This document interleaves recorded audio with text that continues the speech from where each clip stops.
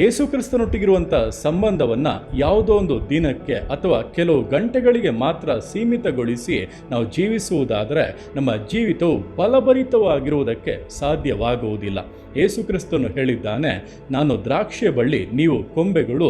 ಒಬ್ಬನು ನನ್ನಲ್ಲಿಯೂ ನಾನು ಅವನಲ್ಲಿಯೂ ನೆಲೆಗೊಂಡಿದ್ದರೆ ಅವನೇ ಬಹಳ ಫಲ ಕೊಡುವನು ಎಂಬುದಾಗಿ. ಅಂದರೆ ದ್ರಾಕ್ಷಿಯ ಬಳ್ಳಿಯ ಜೊತೆ ಅದರ ಕೊಂಬೆಯು ಯಾವಾಗಲೂ ಕೂಡ ಒಂದು ಅನ್ಯೋನ್ಯತೆಯಲ್ಲಿ ಜೀವಿಸುವ ಹಾಗೆ ನಾವು ಕೂಡ ಕ್ರಿಸ್ತನೊಟ್ಟಿಗೆ ಅನ್ಯೋನ್ಯತೆಯಲ್ಲಿ ಜೀವಿಸಬೇಕು. ಎಡಬಿಡದೇ ಇರುವಂಥ ಆತನೊಟ್ಟಿಗಿರುವಂಥ ಸಂಬಂಧವೇ ನಮ್ಮ ಜೀವಿತವನ್ನು ಫಲಭರಿತವಾಗಿ ಮಾರ್ಪಡಿಸುವಂಥದ್ದು. ಆದ್ದರಿಂದ ಪ್ರತಿ ಕ್ಷಣವೂ ಕೂಡ ಯೇಸುವಿನೊಟ್ಟಿಗೆ ನಿಮ್ಮ ಜೀವಿತವನ್ನು ನಡೆಸಿರಿ, ಆತನೊಟ್ಟಿಗೆ ಮಾತನಾಡಿರಿ. ಆತನ ಆಲೋಚನೆಯ ಪ್ರಕಾರವಾಗಿ ಜೀವಿತವನ್ನು ಮುನ್ನಡೆಸುವುದಾದರೆ ನಿಶ್ಚಯವಾಗಿ ದಿವಸಗಳಲ್ಲಿ ಫಲಭರಿತ ಜೀವಿತವಾಗಿ, ಆಶೀರ್ವದಿಸಲ್ಪಟ್ಟಂಥ ಜೀವಿತವಾಗಿ ನಿಮ್ಮ ಜೀವಿತಗಳು ಮಾರ್ಪಡಲಿದೆ.